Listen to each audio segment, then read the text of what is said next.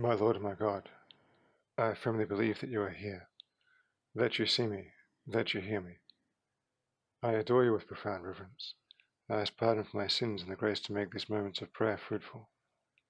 My Immaculate Mother, Saint Joseph, my Father and Lord, my guardian angel, intercede for me. A few months ago, around Christmas time, I was showing a family around a church and noticed that as soon as the children saw the nativity scene, they went up to it. Now, this isn't particularly surprising, but the family wasn't Catholic, wasn't even Christian, didn't in fact have any faith at all. But the children, on seeing the nativity scene, knew who all the characters were. I asked them about them, and they told me who the Blessed Virgin Mary was, who the wise men were, Saint Joseph, and needless to say, more than anyone else, they knew who the baby Jesus was. Well, it made me happy because I realized that in a certain sense, we've made Jesus Christ famous. We've immersed him so much in the minds and hearts of many people that they recognize him on sight, and not just on the crucifix, but they find him with a special joy at Christmas time. We certainly know him well. We've contemplated him many times. We have probably put ourselves alongside the Blessed Virgin Mary at Christmas time and looked upon the baby Jesus, looked at his face, contemplated what he means for the future. But today we encounter something different. Although liturgically we celebrate Sunday, the 8th of September is also when the Church remembers the birth of the Blessed Virgin Mary. Now, surely we've all contemplated the Blessed Virgin Mary many times. We would have admired her virtues, looked at her in the moment of the Annunciation, considered her standing before the cross alongside Jesus. We will have asked her intercession for countless things. But have you ever contemplated the Blessed Virgin Mary as a baby, at her birth? We can use that as the context of our prayer, at least to start. Imagine that, if you could sort of sneak into the house of Joachim and Anne, and then being there, if you could hold the Blessed Virgin Mary as a baby in your arms. Imagine that. You could contemplate her face, look at her, look in her eyes. What would you see? It's different, of course, to looking at the baby Jesus. That's God made man. It's a very different thing to contemplate the face of God incarnate. But the Blessed Virgin Mary is the greatest saint who ever did and who ever will walk the face of the earth. So holding that baby must seem something so sacred, and looking into those eyes, what do you see? Perhaps more than any of her virtues, we would see so much hope and so much possibility, because when we look at her, we know what is going to happen when she says yes to God. We know what change that is going to bring about for the whole history of salvation. Indeed, looking at her, we see a person especially crafted by God, someone created for a particular plan. And then what happens if we change the context a little? So instead of the Virgin Mary as the person being contemplated, it's going to be you. And instead of us doing the contemplation, it'll be God looking upon you. Think then, when God looks upon you, what does he see? It might be easy to fall into the trap, and it is a trap, of thinking that, well, when God looks upon me, he sees my frailty, my sin, my weakness, my ineptitude. But that's not the case. God sees exactly the same thing that we have seen in the Blessed Virgin Mary. He sees hope and possibility. He sees a person especially crafted for a particular plan. Considering that fact, we kind of feel inclined to look at the Lord and tell him, Lord, are you serious? You really hope in me? You really see so much possibility in me? Because heaven knows, I think all I see when I put myself in your presence are my failings. All I see is my sins, my mediocrity. How can you possibly hope in me? Because what can I possibly give to you? Well, of course, it's not about what we can possibly give to God, because we can't give him anything. He's given us everything. And he's also given us the possibility that we have inside us.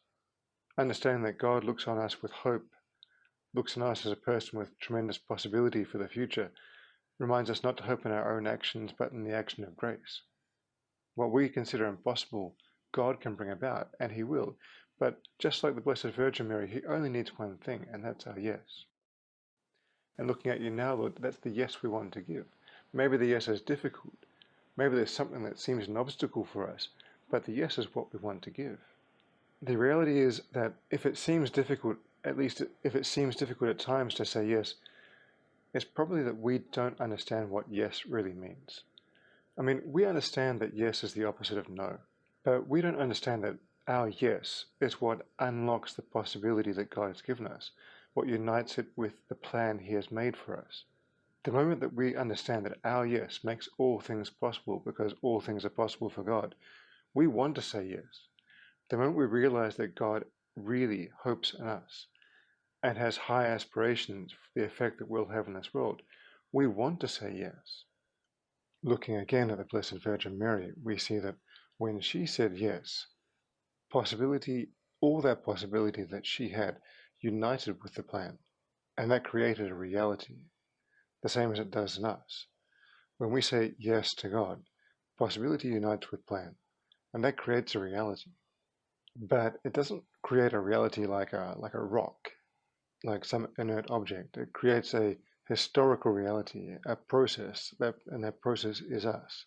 A reality that perceives history and that takes its place in it, that even takes a stand in history and changes it.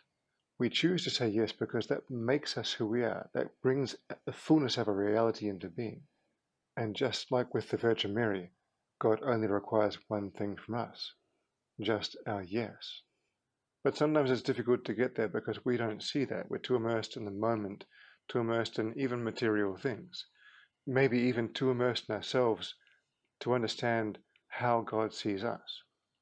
That sort of almost pessimism is so common nowadays.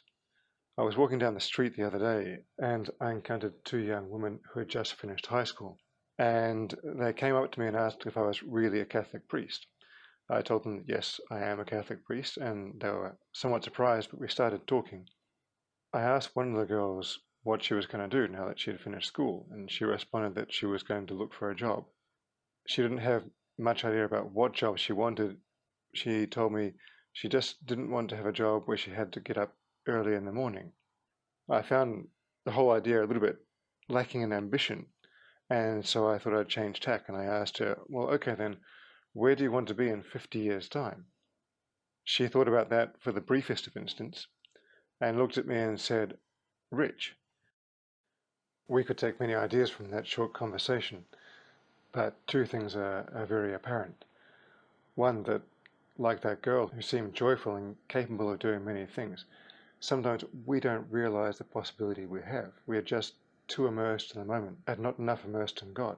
And secondly, that if we don't have a plan, we're not going to achieve anything, not even to be rich. And what a fickle plan that would be alongside the plan of God. Lord, we need help to see ourselves apart from the moment. We need help to see ourselves from the point of view of eternity, because that's where our plan will lead us.